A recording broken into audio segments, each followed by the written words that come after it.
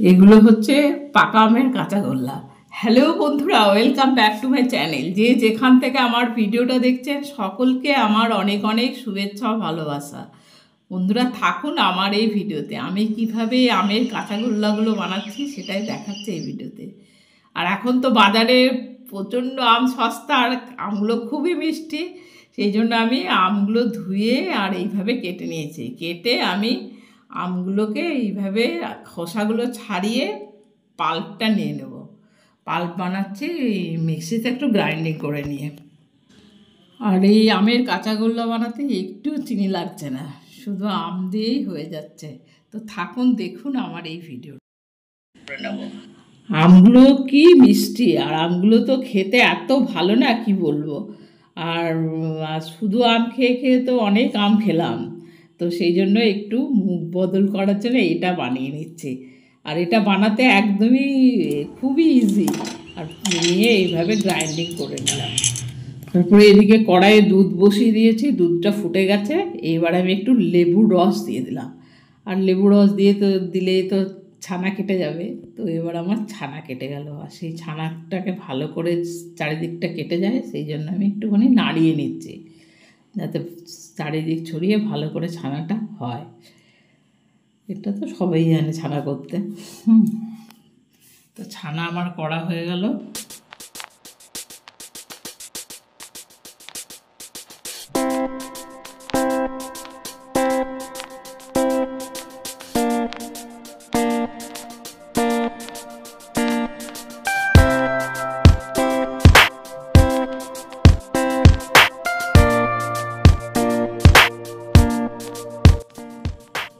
ছানা করার পর ছানার জলটাকে এইভাবে ছেঁকে নিলাম। ছেঁকে নেওয়ার পর বেশ কয়েকবার ধুয়ে নেবো। তো এইটাতে তো ধোয়া যাচ্ছে না, সেই জন্য আমি কড়াইয়েই ধুয়ে নিচ্ছি। জল দিয়ে বেশ অনেকটা জল দিয়ে ভালো করে কয়েকবার ধুয়ে নিয়েছি, যাতে লেবুর টক ভাবটা না থাকে। সেই জন্য এইভাবে আমি পুরো চানাটাকে খুলে খুলে ভালো করে 2-3 বার জল দিয়ে ধুয়ে নিয়েছি।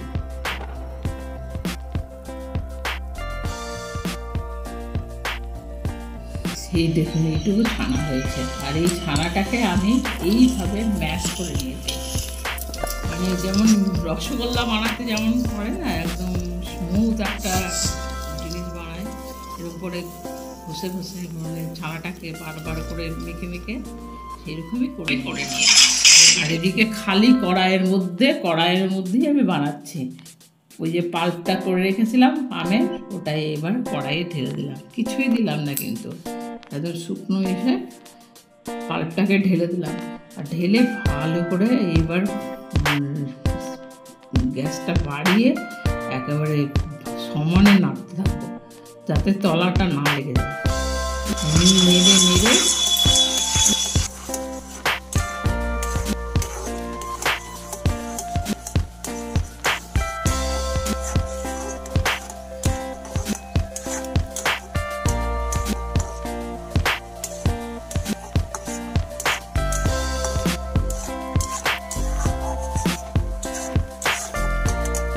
ওই ছানাটাকে আমি একটা ডো করে নিয়েছি। আর ডোটাকে একটুখানি দুটো ভাগ করে নিলাম।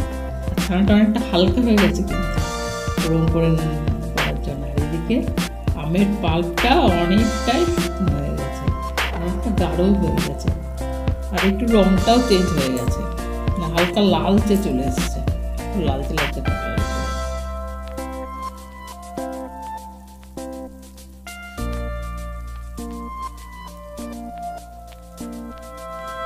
আর এইবারে আমি ওই ছানাটা একটা ভাগটা এই আমের পাল্পটার মধ্যে মিশিয়ে দিলাম। আর মিশিয়ে দিয়েও সমানে এইভাবে নাড়তে থাকলাম, সমানে নেড়ে নেড়ে মিশিয়ে নিই।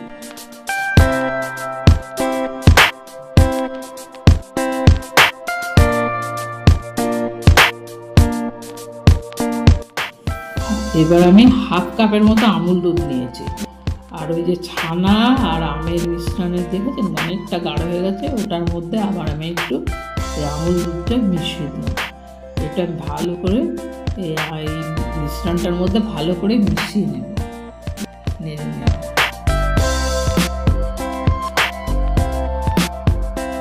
এবার এটা মিশ্রণটা দেখেছেন অনেকটা শক্ত হয়ে গেছে আমুল দুধ মেশানোর জন্য। আর এটাকে আমি একটা অন্য পাত্রে ঢেলে নিয়েছি। আগে সেই ছানাটা একটা ভাগ করে রেখেছিলাম না, ওই ছানাটা এই মিশ্রণটার সঙ্গে মিশিয়ে নেব। ঠান্ডা হয়েছে তারপরে কিন্তু করছি, গরম গরম করার দরকার নেই, কারণ গরম গরম তো হাতে লেগে যাবে না। এই জন্য ঠান্ডা হয়ে গেছে তখন আমি এই কাঁচা ছানাটা মিশিয়ে নেব। কাঁচা বললাম না, সেই জন্য কাঁচা ছানা মেশাতে হবে।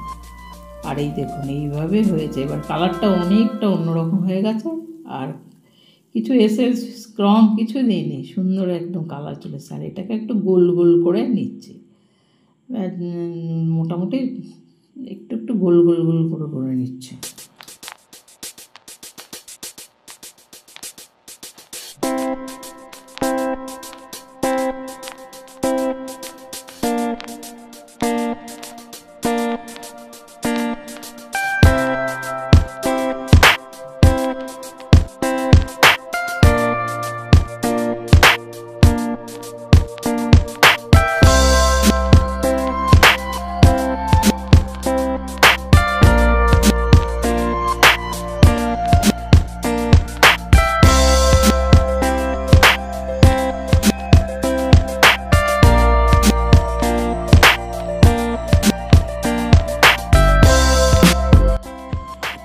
সবগুলো আমি এইভাবে গোল গোল করে বানিয়ে নিলাম। এই কটা হয়েছে, পরে আবার এগুলোকে স্মুথ করে নিয়েছিলাম, এরকম হয়েছে।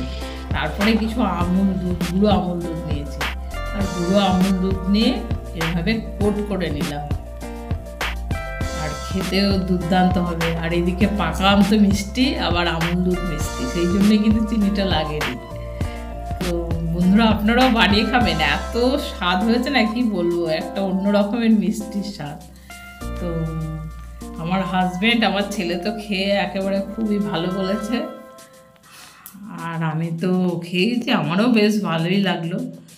আর পাকা আম থাকতে থাকতে এইরকম মিষ্টি ঘরেই বানিয়ে ফেলুন, আর সবাইকে তাক লাগিয়ে দিন। আমি তো এটা ছেলেকে দেব, ছেলে সেই জন্য এখানে রেখে দিয়েছি। তো বন্ধুরা আপনারা সকলেই সুস্থ থাকবেন, ভালো থাকবেন, আমার ভিডিও দেখতে থাকবেন। Thank you, by.